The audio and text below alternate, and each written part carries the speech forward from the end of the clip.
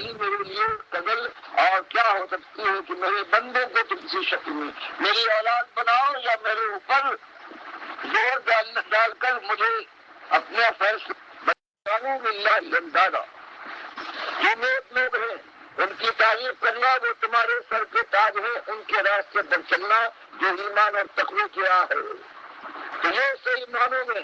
کامیابی کا راستہ ہے کہ کہیں ان کو اتنا آگے نہ بڑھا دینا کہ میرے ساتھ ان کو بھی ساتھی بناؤ۔ فرمایا جب یہ مسئلہ بیان کرنے کے بعد نبی صلی اللہ علیہ وسلم کو حکم دیا گیا کہ اپنے قوم میں آواز لگائیے کہ بھائیو جب بات یہ ہے تو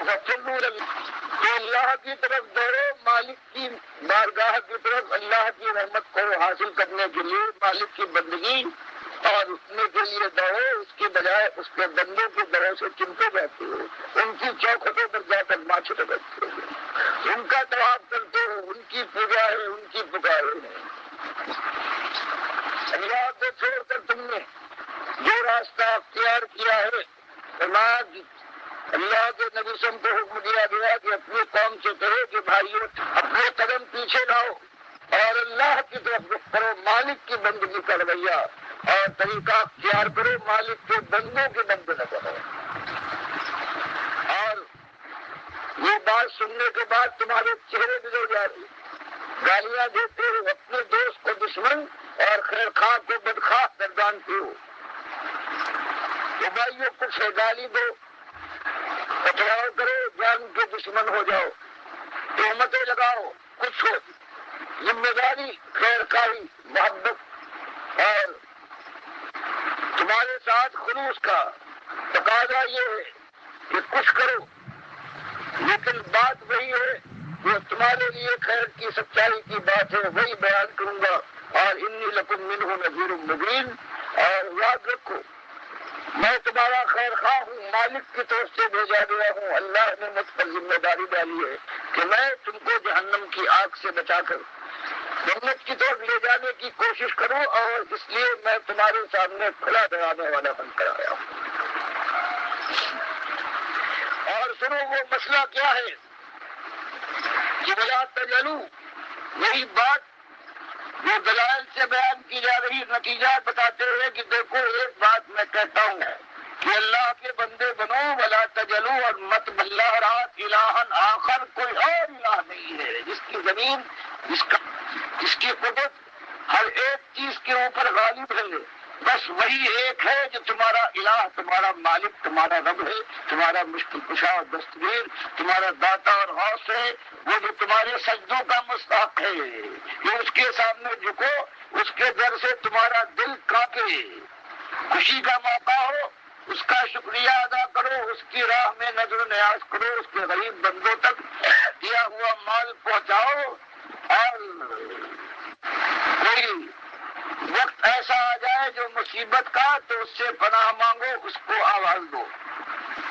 اس کے گھر کا طواف اگر کر سکتے ہو، طاقت ہے اتنی تو اس کے گھر کا طواف کرنے کے بعد وہاں سجدے کرو، وہاں طواف ہو، وہاں پتھر کو چومو، وہاں دوڑ، وہاں کا زمزم ہے،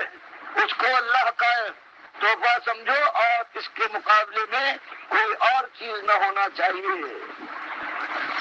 ولا تجلو، اور مت بناؤ مع اللہ کے ساتھ الہن، یہ نہ ہو کہ اللہ کی ذات کا ٹکڑا بنا دو، جیسے کہ تم بناتے ہو فرشتوں کو اللہ کی بیٹیاں، اور بیٹا اور بیٹی اپنا ماں اور باپ کے جسم کے حصے ہوتے ہیں، یہ ذات کی شرکت اور شرک ہے۔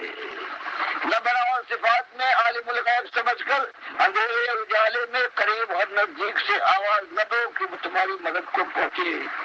وہ اللہ ہی سنتا ہے ہر چیز کو، ہر جگہ سے، نہ پیر سنے گا تمہارا، اور نہ یہ بابا، اور نہ درگاہ والا، اور نہ یہ فرشتے۔ اسی طرح سے دینا اور روک رکھنا اللہ کا کام ہے، اگر وہ دے تو اللہ کی نظر نیاز کرو، ان کی نظر نیاز نہ ہونا چاہیے۔ اللہ کا گھر اس لائق ہے کہ اس گھر کا طواف ہو اور اللہ کی وہاں پہنچ کر بندگی ہو۔ فرمایا کہ دیکھنا اللہ کے ساتھ نہ ذات میں، نہ صفات میں، نہ حقوق میں، اور نہ اختیار، نہ کسی اور کو قوم کے لوگوں، کسی اور کو یہ سارے کے سارے اللہ کے بندے اور محتاج ہیں، ان کو یاد رکھو، انی لکم منہ نذیر مبین، تمہارے پاس کھلا ڈرانے والا آیا ہوں، میں چھیڑ کرنے کے لیے منصوبہ لے کر نہیں آیا ہوں، بلکہ تمہارے ساتھ میرے دل دھڑکتے ہیں، تمہاری حالت کو دیکھ کر کے آپ کی طرف دوڑے جا رہے ہو، میرے دل کے اندر جوش پیدا ہوتا ہے، اور میں تمہاری خیرخواہی میں اس طرح سے تمہاری گالیاں سنتا ہوں اور تمہاری دی ہوئی تکلیفوں کو برداشت کر کے بغیر کسی ایک پیسے کا سوال کیے ہوئے تم کو راہ دکھانے کی کوشش کرتا ہوں کہ تم بچ جاؤ، تمہارے بچے بچ جائے اللہ کی اس عذاب سے، اس آگ سے جو پھر کبھی نہ بجھے گی اگر کہیں کچھ نہ پہنچ گئے۔ اللہ جب یہ بات ان کو تیار نہیں ہوتی تو نبی صلی اللہ علیہ وسلم ان کے ساتھیوں کو اور جو قیامت تک آنے والے اللہ کے وہ بندے ہیں جو اپنے مالک کا حق پہچان کر کے لیے مالک نے عقل و خرد دی ہے، ایمان دیا ہے، اور وہ بات یہ ہے کہ خود بھی اپنے کو اپنے بال بچوں کو آگ سے بچانے کے لیے اپنا قدم بڑھائے اور دنیا کو آواز دے کہ اللہ ٹھہرو، اللہ کے ساتھ یہ ظلم کر کے چند دنوں ہو سکتا ہے اللہ نے آزمائش میں ڈالا ہے، ہو سکتا ہے کہ تمہارا عیش ہو، لیکن کب تک ایک دن موت آئے گی، نظریں ڈوبے گی، ماتھا یہ پسینے سے بھیگ رہے گا اور جناب گھر سے اٹھے گا اور زمین کے پیٹ میں دبا دیا جائے گا۔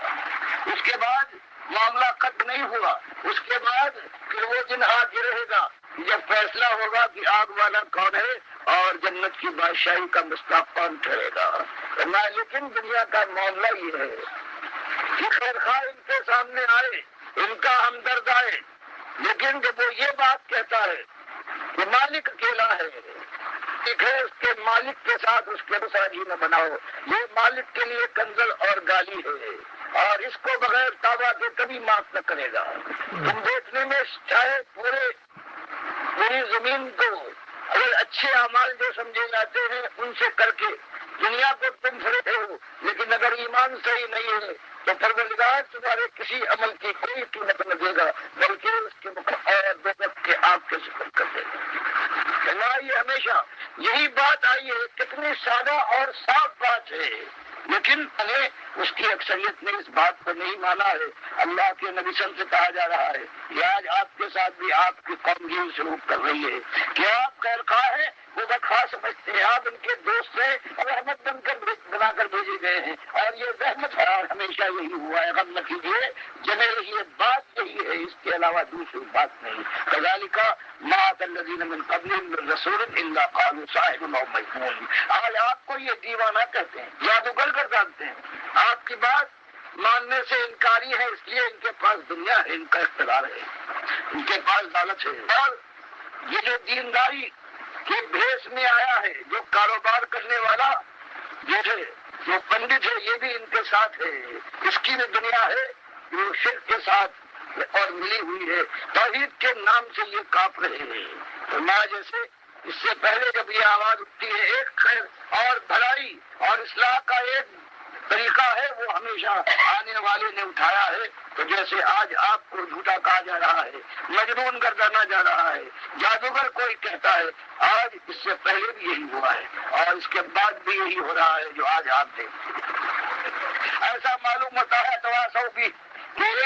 یہ مشرک قوم جب مرتی ہے تو وصیت کر کے جاتی ہے اپنے والد کی بات نہ ماننا، شرک بلہم قوم طاغون۔ اصلی بات یہ ہے کہ یہ ظالم سرکش لوگ ہیں، دنیا کے پرستار ہیں، احسان فراموش ہیں، نمک کھانے والے نمک حرام ہیں، مالک نے ان سے کچھ نہیں مانگا سوائے کی بندگی کی، اور پھر ان کا حال یہ ہے کہ مالک کے ساتھ سب سے بڑا ظلم کرنے والے اس کو کنگل دودھ گالی دینے والے ہیں۔ اس لیے جو یہ کرتے ہیں ہمت کے ساتھ برداشت کیے اور ان سے دست و گریباں ہونے کے بجائے تو ان سے ہر جگہ پر وہ اینٹ کا جواب پتھر سے دیا ہے، گالی وہ دے تو جوابی گالی، فرمایا نہیں سب کے ساتھ فتول عنہم کمان تھا بملوم۔ اب اگر سمجھانے بجھانے کے بعد یہ ظالم نہیں مانتے ہیں تو صبر کیجیے، اسے الگ ہو جائیے، لڑنے جھگڑنے کا موقع کوئی ملامت نہیں ہوگی. اللہ نے یہ آپ کے اوپر فرض نہیں کیا ہے کہ جو نہیں مانتے ہیں سمجھانے بجھانے کے بعد ان کے دل میں ایمان اتار دیجیے، بلکہ بات یہ ہے کہ بات پہنچا دیجیے، اور اگر ضد کرتے ہیں تو اس کے بعد اللہ ان سے سمجھ لے گا. مالک ان کے ساتھ جو کرنا ہے وہ کرے گا. آپ کا فریضہ اور آپ کے پر ذمہ داری وہ کرے گا. لیکن اس کے معنی یہ نہیں ہے کہ اگر دنیا نہیں مانتی ہے تو پھر اللہ کی طرف نہ بلایا جائے، توحید کی دعوت میں نہیں کر. اگر یہ ظالم نہیں مانتے ہیں تو دوسرے اللہ پیدا کر دے گا. وہ ذکر لیکن نصیحت کرنے میں، تبلیغ کے معاملے میں تبلیغ جاری رہے. اور فإن ذکرہ اس لیے کہ اللہ کی طرف سے جو نصیحت اور تبلیغ کی جاتی ہے تنفع المؤمنین، یہ اگر نہ ماننے والے نہ مانے تو وہ ایمان لے آئے ہیں، ان کے ایمان میں اور بالغی آئے گی اور سب زندگی میں آگے بڑھ جائیں گے. تبلیغ بات بند نہ ہونا چاہیے. بات یہی سامنے آئے کہ اللہ تمہارے لکھے دنیا والوں اس کی بندگی کرو اور انداز وہ اختیار کرو جو انبیاء کا اور آخری نبی صلی اللہ علیہ وسلم کی بندگی کا طریقہ ہے. کیونکہ ایک دن موت کے بعد جو وہ آ کے رہے گا، جب اللہ کی بارگاہ میں اسی کے اوپر فیصلہ ہوگا، ایماندار کامیابی کا تاج پہنے گا. اور یہ مشرک اللہ کا نافرمان، ناشکرا، نمک حرام اور غدار، چاہے دنیا میں بادشاہی کے تخت پر بیٹھا ہو، چاہے قارون کے خزانوں کا مالک ہو، یہ جھونک دیا جائے گا جہنم کی آگ میں اور ہمیشہ جلتا رہے گا. تو نہ یہ بات اور بتا دیجئے ان کے سامنے، وہ مسئلہ لے آئیے. اور ما خلقت الجنہ، کہ ہم نے نہیں پیدا کیا ہے پیریان اور جنوں کو، والانس اور انسانوں کو، اللہ مگر صرف ایک چیز کی آزمائش اور امتحان ہے، یعبدون، کہ وہ صرف اور صرف میری بندگی کریں، میرے غلام بنے، میرے اشارے جو بھی ان کے ساتھ ہے. اس کی بھی دنیا ہے رابطیت کے نام سے یہ کاپ رہے ہیں. فرمایا جیسے اس سے پہلے جب یہ آواز اٹھتی ہے ایک خیر اور بھلائی اور اصلاح کا ایک طریقہ ہے، وہ ہمیشہ آنے والے نے اٹھایا ہے. تو جیسے آج یہ مخلص آواز ہے ڈاکٹر مسعود الدین عثمانی رحمۃ اللہ علیہ کی. بہت ہی زبردست انداز سے یہ توحید کی دعوت دی ہے، رد شرک کیا ہے، طاغوتوں کی نشاندہی کی ہے، جنہوں نے دین بگاڑا ہے ان کو بالکل آڑے ہاتھوں لیا ہے اور ان کا کفر کرنے کی دعوت دی ہے کہ جب تک تم ان کو کافر نہیں قرار دو گے، چاہے یہ صوفیہ کا گروہ ہو، عبد القادر جیلانی ہو، محی الدین چشتی ہو، علی جویری ہو، مجدد الفسانی ہو، شاہ ولی اللہ کا پورا خاندان ہو، یا جتنے بھی ہیں اعلیٰ حضرت ہوں یا ابو الاعلیٰ ہوں، حتیٰ کہ کتاب التوحید کے اندر عبد الوہاب نجدی تک نے وہ شرکیہ باتیں لکھ دی ہیں. تو ان سب کا رد کیا جائے، کسی کی پرواہ نہ کی جائے، کسی پر چوٹ لگے کوئی ناراض ہو. الحمدللہ یہ دعوت آگے بڑھتی جا رہی ہے اور مخلص لوگ اس کے ساتھ چمٹے ہوئے ہیں. باقی جو دنیا دار قسم کے لوگ تھے جنہوں نے یہ طریقہ چھوڑ کے، جس طرح ڈاکٹر صاحب زور دے رہے ہیں کہ نبی علیہ السلام اور صحابہ اکرام کا طریقہ اختیار کرنا پڑے گا، تو اس طریقے کو جب بھی انہوں نے چھوڑا ہے، یہ محمد حنیف نے کہا کہ تبلیغی جماعت والوں کی طرح یہی دعوت، تو پھر ظاہری بات ہے پھر باڑ میں تو جانا تھا. پھر ان کے اندر سجدہ تعظیمی کا شرک آیا ہے اور پوری جماعت کو انہوں نے مجاہدوں کو مجاور بنا دیا اور مومنوں کو مشرک بنا کے مومنوں کو آپس میں بھائیوں کو لڑا دیا اس ظالم نے. اس کا بھی اب کفر کرنا ہے. بہرحال ڈاکٹر صاحب کے جو مخلص ساتھی ہیں وہ اس دعوت کو قائم رکھے ہوئے ہیں، اور بلکہ اب تو سوشل میڈیا کا دور ہے، اب یہ دعوت اور اچھے انداز سے، یعنی سوشل میڈیا کے اوپر بھی دی جا رہی ہے اپنی استطاعت کے مطابق، آڈیوز کے ذریعے، ویڈیوز کے ذریعے، ٹویٹر کے اوپر، فیس بک کے اوپر، ٹک ٹاک کے اوپر اور انسٹاگرام کے اوپر، واٹس ایپ کے ذریعے خوب اس دعوت کو میرے بھائیوں ہر جگہ پھیلاؤ. کیونکہ یہ وقت ہے، یہ وقت اگر ہاتھ سے نکل گیا، یہ زندگی ایک مرتبہ ملی ہے اور یہ بہت بڑا کام ہے جو کرنا ہے، کیونکہ اس کے بغیر نہ اپنی جان جہنم کی آگ سے چھوٹ سکتی ہے اور نہ انسانوں کی. آج انسانیت شیطان کے چکر میں آئی ہوئی ہے، دنیا دار بن گئے، شرک اور کفر ہر مسلک کے اندر، ہر ملک کے اندر، ہر جماعت کے اندر ہے. تنظیم اسلامی ہو، جماعت اسلامی ہو، کوئی شرک سے نہیں بچا ہے. تو لہٰذا یہ اصلی مسئلہ ہے. جب تک یہ مسئلہ نہیں سمجھا جائے گا، کوئی خیر اس امت کے اندر اور پوری دنیا کے اندر نہیں آ سکتی، اور جہنم کی آگ سے بچنا ممکن نہیں ہے. اور جنت کے اصول اس کے بغیر نہیں ہو سکتا ہے اللہ کے بندوں۔ اللہ تعالیٰ سے دعا ہے مالک ہمیں جم جانے کی توفیق عطا فرمائے۔ بڑے بڑے آئے ہیں لیکن جمتے نہیں ہیں، پھسل جاتے ہیں، پیچھے ہٹ جاتے ہیں، گھبرا جاتے ہیں، بولنا بند کر جاتے ہیں۔ اور کتنے ایسے ہیں جو مخلص مومنوں کے بھی دشمن بن کے ان کو جھوٹا قرار دیتے ہیں، الزامات لگاتے ہیں، ٹانگیں کھینچتے ہیں۔ یہ سب کچھ ہوگا، ڈاکٹر صاحب یہی بیان کر رہے ہیں، یہ تو ہونا ہے، یہ تو انبیاء تک کے ساتھ ہوا ہے۔ کوئی نبی ایسا نہیں گزرا جس کو یہ نہ کہا گیا ہو کہ یہ جھوٹا ہے، کذاب ہے، مجنون ہے، دیوانہ ہو گیا ہے جی، پاگل ہو گیا ہے جی، یہ ساری چیزیں وہ کہتے رہے ہیں۔ تو یہ اس راستے کے تحفے ہیں مومنوں۔ اللہ تعالیٰ آپ کو جمائے رکھے اور مخلص و باصلاحیت لوگوں کو اللہ تعالیٰ ہمارا ساتھی بنائے، جن کے دلوں میں اللہ کا وقار ہو، اللہ کی عزت ہو۔ اور جو پیچھے ہٹ جائے ہمارا ان سے کوئی تعلق نہیں ہے بھائی، یہ جانے اور ان سے اللہ تعالیٰ خود نبٹ لے گا۔